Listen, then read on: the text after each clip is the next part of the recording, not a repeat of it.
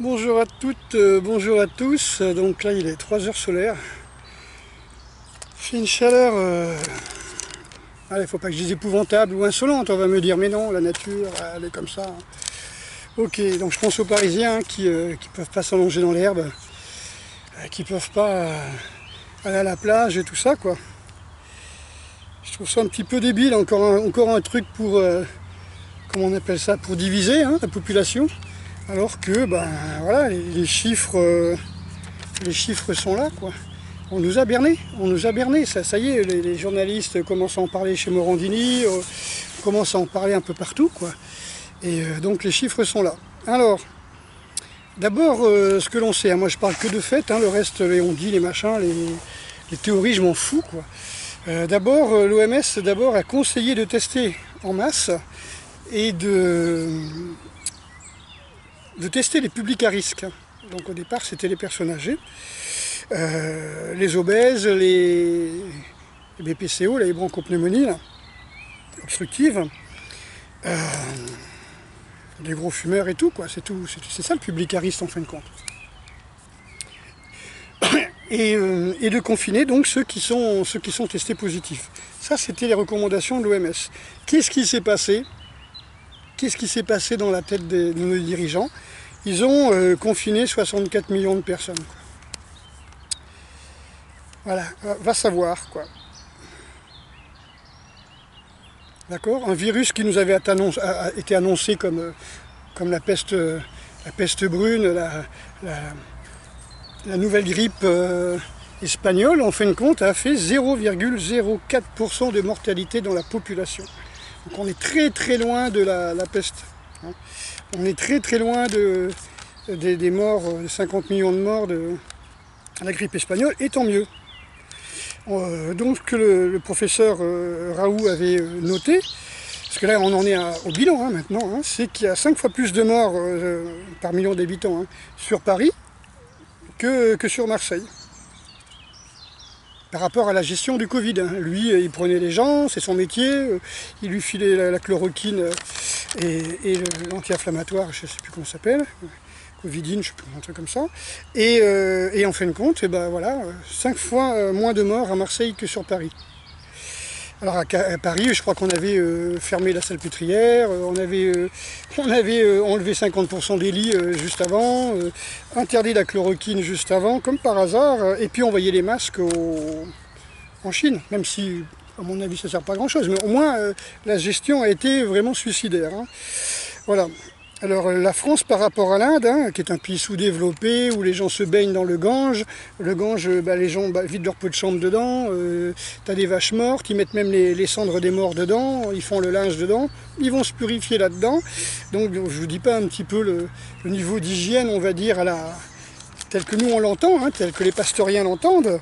Et ben la France, elle a un mort pour 1 300 000 habitants.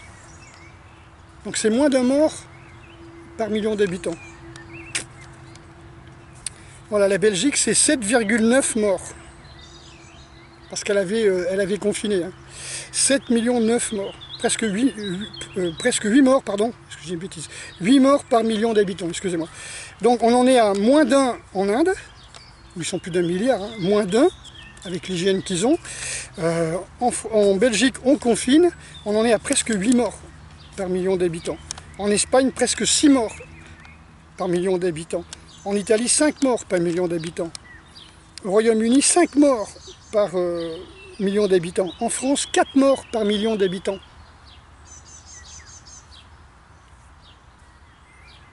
La Suède, qui n'avait pas confiné, 3,6 morts.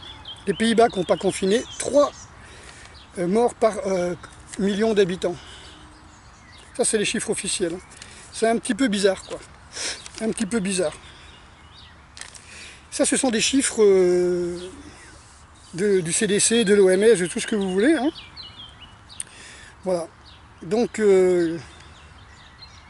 la loi d'urgence sanitaire, comme je vous ai dit, c'est une loi martiale, c'est une loi pour le flicage.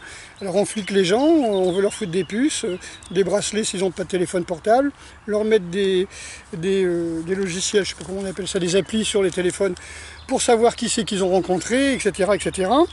Ça s'appelle une loi de flicage, hein, comme ça commence à partir en Chine. Hein. Alors, on a voulu faire le modèle chinois.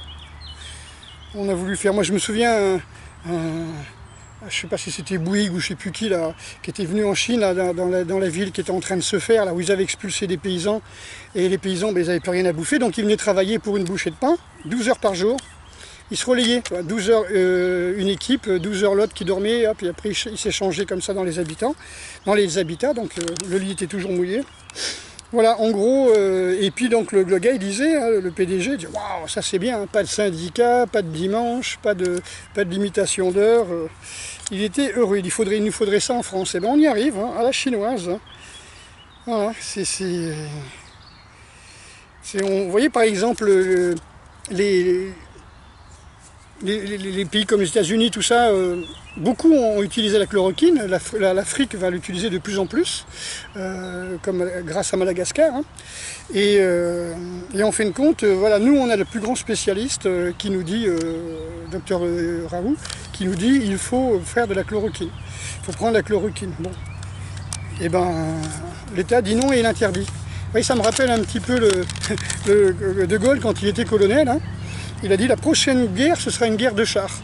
Donc il faut s'armer en chars, il faut fabriquer des chars, il faut avoir une armée de chars. Hein, et ben il a dit non.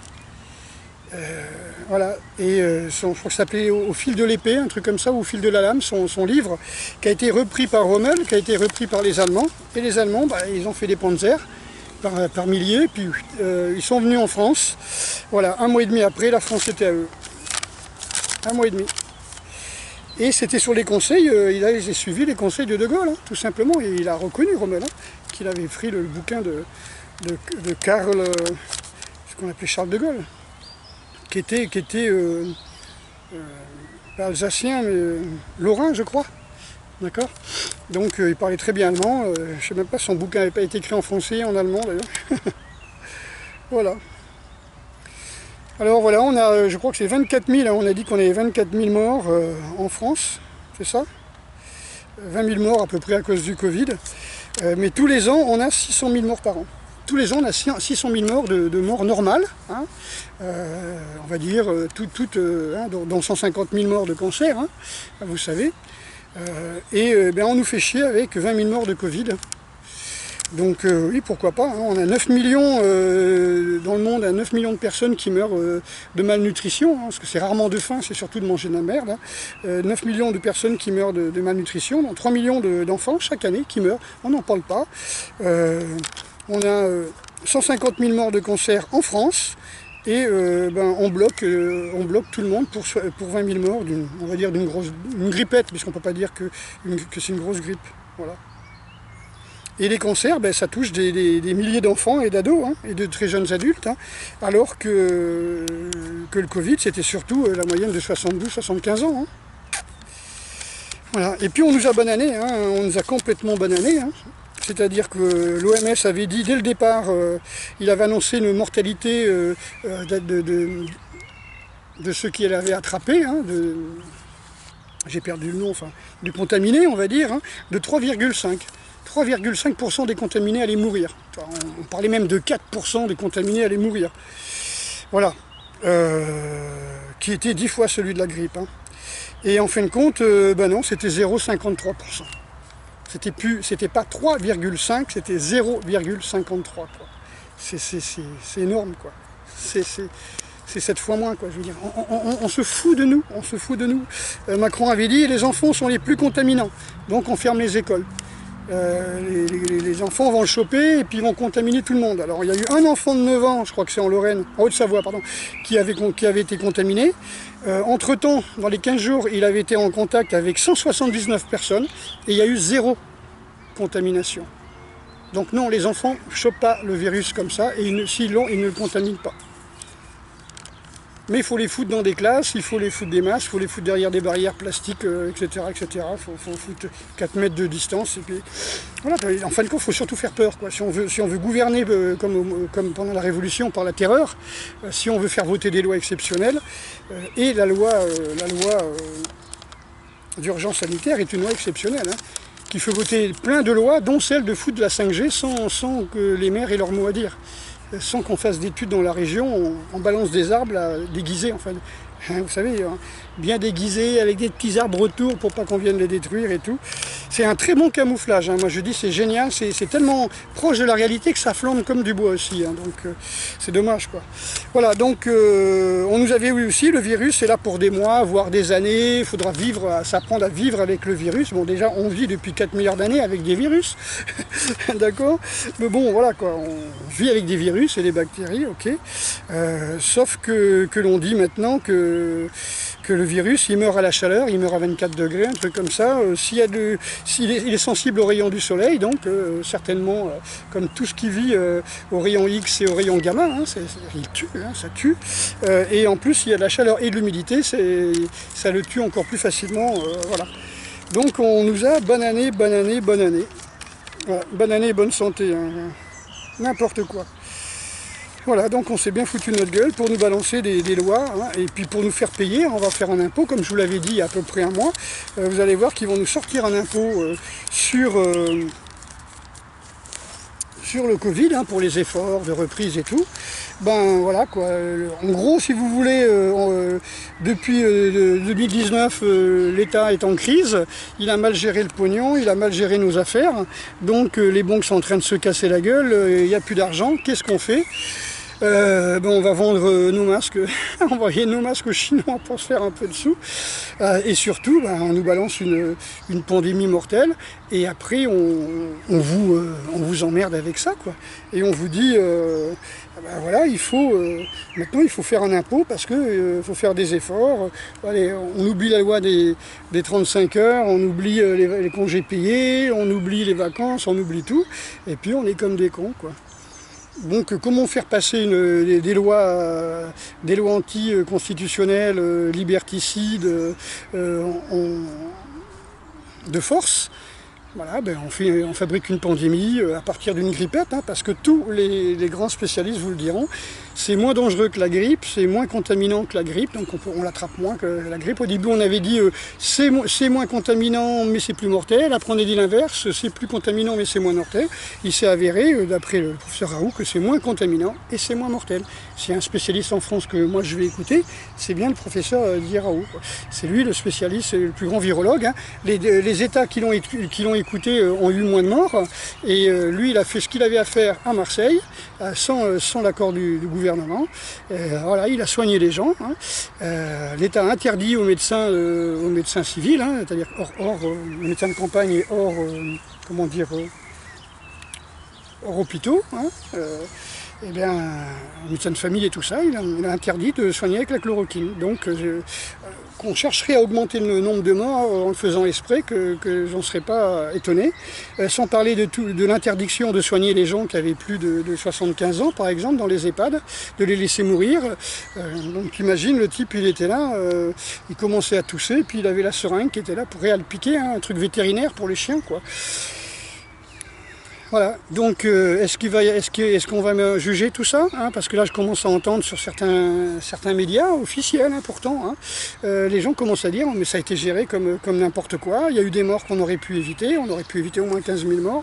Voilà, ils commencent à en parler, on aurait pu soigner les gens, parce qu'on aussi on a dit aux gens restez chez vous, hein, si vous toussez tout ça, restez chez vous parce qu'il n'y a plus de place dans les hôpitaux. Il n'y a plus de place dans les hôpitaux parce que l'État avait limité les lits, quoi. Et il avait bloqué les lits, quoi. Là où il y avait 10 à 15 000 lits, il a dit bon non, vous mettez 5 000, et si les 5 000 lits ne sont pas complets régulièrement, on ne met plus que 3 000. C'est clair que quand il y a une épidémie de grippe et qu'il ne reste plus que 3 000 lits, au lieu de 10 000, c'est sûr, ou de 15 000, c'est sûr que ça va pas le faire, quoi. Donc on crée la panique, on crée cette pandémie, qui n'était pas une pandémie d'abord, voilà, quoi, qui n'était pas un virus si mortel que ça, qui était... Voilà, quand on regarde les tableaux de virus, si vous voulez, vous faites 1, 2, 3, 4, 5, 6, 7, 8, bam, un énorme 10, il est en 2, quoi. Il est en deuxième position, le Covid. Il n'est certainement pas en première position des virus mortels que l'homme a connus, hein. Donc il faut arrêter de prendre les gens pour des cons. Et voilà, donc courage, force et honneur pour les Parisiens, hein. Ne vous laissez pas faire, c'est le moment de gueuler parce qu'il faut que quelqu'un paye ça. parce que tous ceux qui sont morts en EHPAD, c'est bien quelqu'un qui les a tués. D'accord? Donc je dis pas qu'il faut me mettre leur tête au bout d'une pique, hein. De toute façon, qu'est-ce qui va se passer? Ils vont demander la démission au Premier ministre, un ou deux ministres va se barrer, là, le temps qu'ils cherchent déjà un poste, un comité régional, je sais pas, un conseil régional, un patron de machin, un patron de trucs dans certaines villes, le temps qu'ils ont trouvé leur poste. Ils vont en toute humilité donner leur démission, il y a des chances, hein. Et puis pour pas être incriminé, quoi. Mais bon, il faut quand même qu'ils payent, hein. Responsable et pas coupable, là quand même, là on s'aperçoit que plus on creuse, plus on s'aperçoit qu'ils sont responsables et coupables. Alors je pense qu'ils ont ouvert, comme j'ai dit, hein, tout à fait au début, ils ont ouvert la boîte de Pandore, ils ne savent plus quoi en faire, ils ne savent plus gérer tout ça, et ils nous ont foutu, nous citoyens, dans la merde.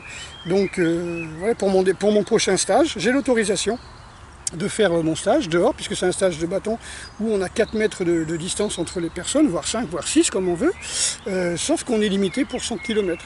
Donc ne peuvent venir officiellement que les gens qui sont sur 100 km, et encore, s'ils ont la chance de trouver quelqu'un pour se loger, hein, c'est quand même dingue. Hein. C'est-à-dire qu'ils m'empêchent, cette connerie m'empêche de faire mon métier parce qu'ils bloquent les hôtels, ils bloquent voire les Airbnb parce que les gens ont peur. Hein. Il n'y a plus de virus, mais ils continuent à se promener avec des masques qui les étouffent. Je sais pas, vous voyez, la peur est la chose la plus difficile à guérir. Hein. Vous avez des gens, ils ont peur toute leur vie. Hein. Voilà. Alors, surtout si c'est des infirmières à la retraite, des anciennes infirmières, vous voyez, des gens qui ont été élevés dans la parano, qu'il fallait se laver les mains 18 fois par jour. Alors plus tu te laves les mains et plus les microbes vont pouvoir rentrer, hein, étant donné qu'il n'y a plus de barrière de sébum, ni bactériologique, de bonnes bactéries. Voilà, c'est une connerie, quoi. Voilà. Voilà. Ok, bon, j'irai plus rien de plus, hein, vous verrez. Beaucoup me disent, tiens, tu vois, tu avais raison depuis le début. Bah oui, moi j'ai aucun doute, hein, qui nous mènent en bateau, qui nous prennent pour des cons. Voilà, c'est une sorte d'intuition. Ok, donc je vous dis à très bientôt, et puis voilà, mettez-vous au soleil, prenez le soleil, hein, allez-y doucement, hein, 10 minutes au départ, hein, attendez que le soleil soit à 45 degrés, hein. Bon là c'est parce que j'ai un cours dans 1 heure, hein, donc je fais la vidéo maintenant, mais sinon, voilà, je ne me mets pas au soleil avant 18 h, quoi. Hein. D'accord, donc ça fait 4 heures solaires à peu près, quoi. Ok, allez, bisous à toutes, bisous à tous, et surtout... courage, et puis reprenez le dessus. Si vous voyez des gens qui n'ont pas le moral et tout, beaucoup sont suicidés, renseignez-vous, vous allez voir que le nombre de morts va augmenter sur cette saloperie, mais des causes de la gouvernance, hein, des causes de la gestion de cette crise, on va dire, volontaire, quelque part. Ok? Allez, sortez de la terreur, on n'est plus en 1792, sortez de la terreur. Allez, bisous à toutes et bisous à tous.